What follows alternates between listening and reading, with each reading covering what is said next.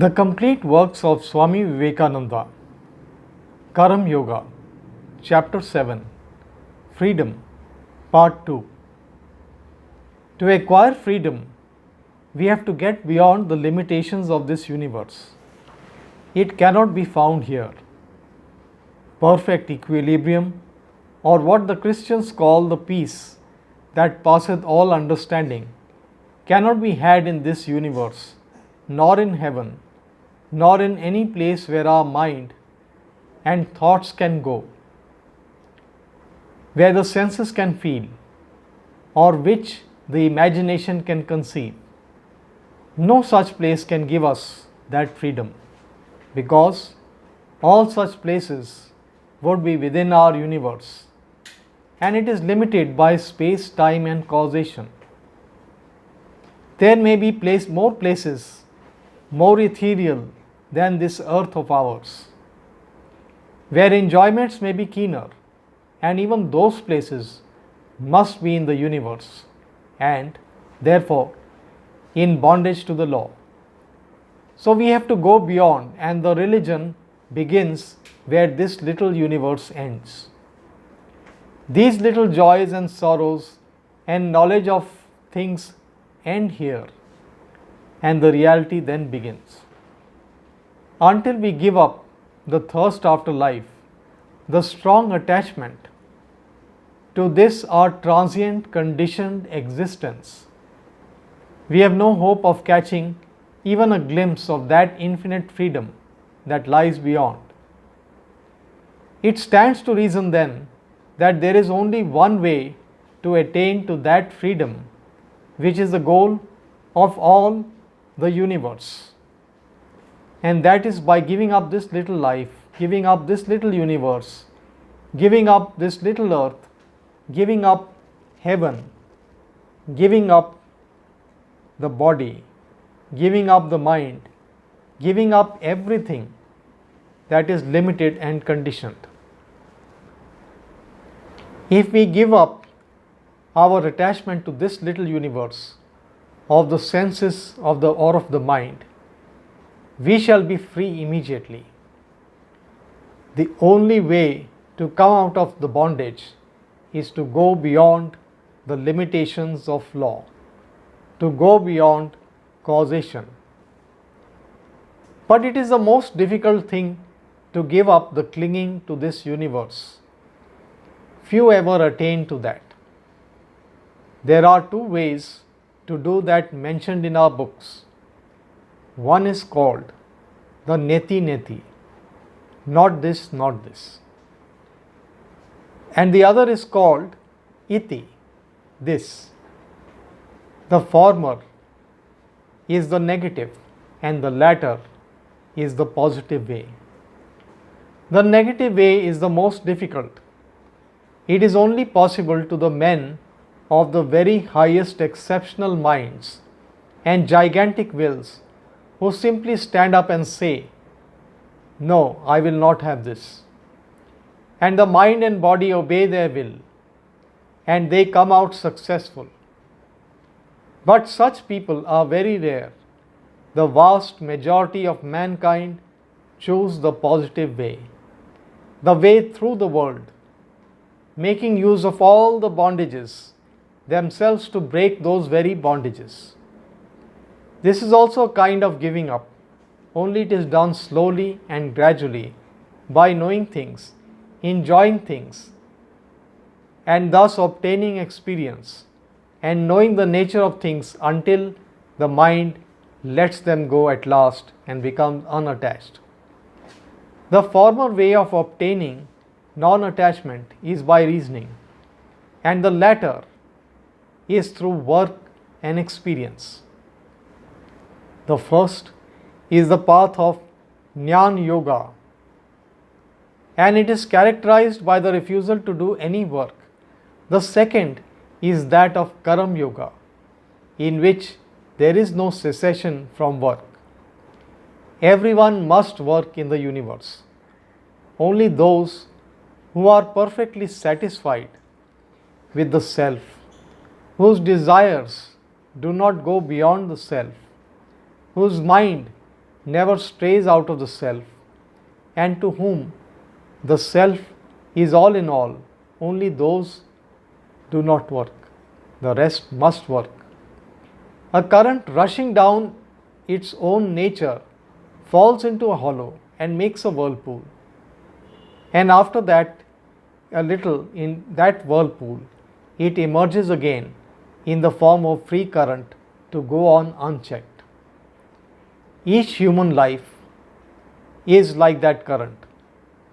It gets into the world, gets involved in this world of space, time, and causation, whirls round a little, crying out, my father, my mother, my name, my fame, and so on, and at last emerges out of it and regains its original freedom.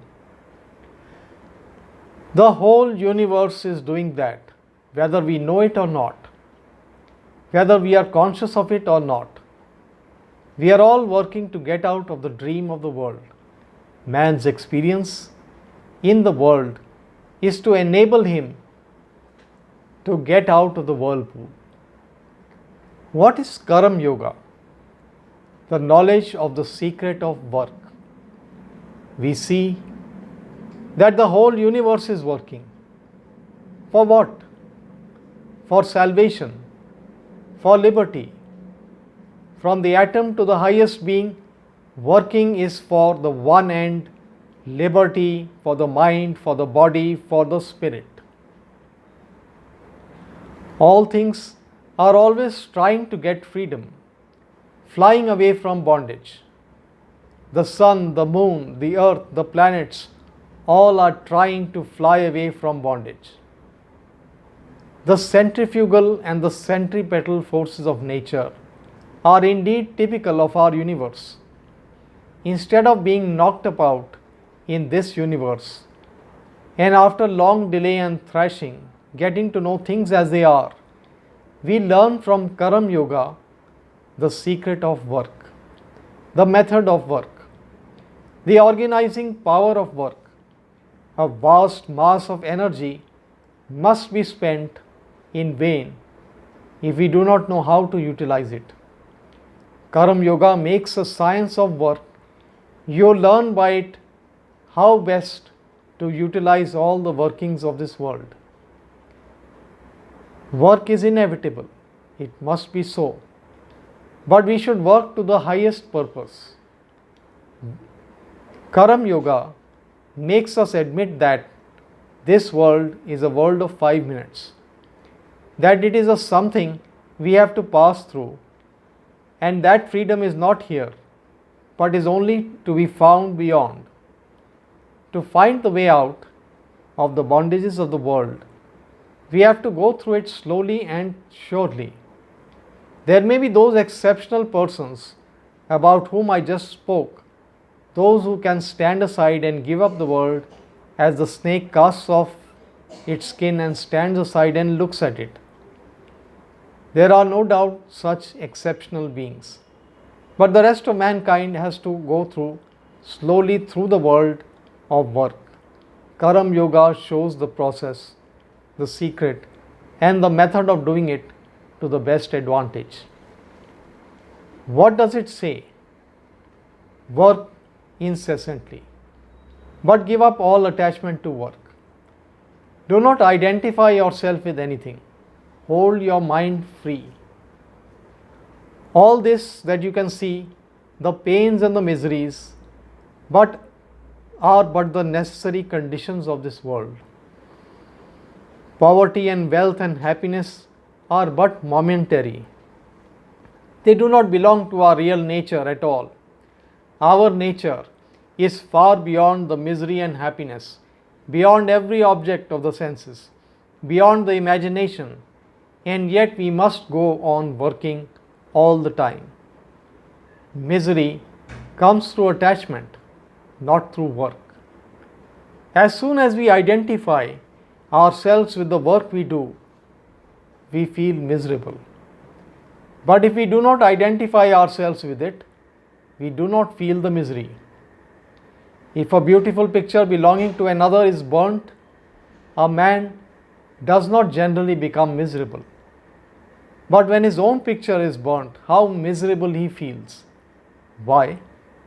Both were beautiful pictures, perhaps copies of the same original. But in one case, very much more misery is felt than in the other. It is because in one case he identifies himself with the picture and not with the other. This I and mine causes the whole misery. Every act of selfishness, of thought of selfishness, makes us attached to something, and immediately we are made slaves. Each wave in the chitta that says I and mine immediately puts a chain around us and makes us slaves. And the more we say I and mine, the more the slavery grows and the more the misery increases. Therefore, Karma Yoga tells us to enjoy the beauty of all the pictures in the world, but not to identify ourselves with any of them. Never say mine. Whenever we say a thing is mine, misery will come immediately. Do not even say my child in your mind. Possess the child, but do not say mine. If you do, then will come the misery. Do not say my house. Do not say my body. The whole difficulty is there. The body is neither yours nor mine nor anybody's. These bodies are coming and going by the laws of nature. But we are all free, standing as witness. This body is no more free than a picture or a wall. Why should we be attached so much to the body? If somebody paints a picture, he does it and passes on. Do not project that tentacle of selfishness, I must possess it, because as soon as that is projected, the misery will begin. So Karma Yoga says first destroy the tendency to project this tentacle of selfishness.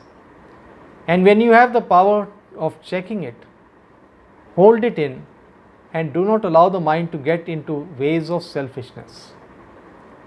Then you may go out into the world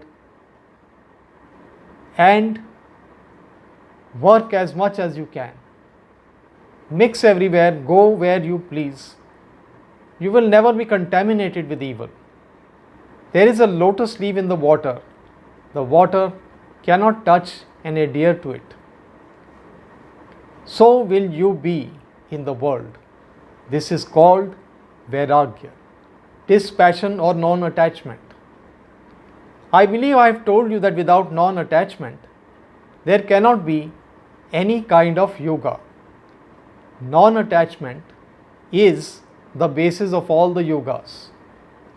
The man who gives up living in houses, wearing fine clothes, eating good food, and goes into the desert may be the most attached person. His only possession, his own body, may become everything to him. And then, as he lives, he will be simply struggling for the sake of his body. Non-attachment does not mean anything that we may do in relation to our external body. It is all in the mind. The binding link of I and mine is in the mind. If we do not have this link with the body and with the things of the senses, we are non-attached, wherever and whatever we may be. A man may be on a throne and perfectly non-attached. Another man may be in rags and still very much attached. First, we have to attain this sense of non-attachment and then to work incessantly. Karma Yoga gives us the method that will help us in giving up all attachment, though it is very hard indeed.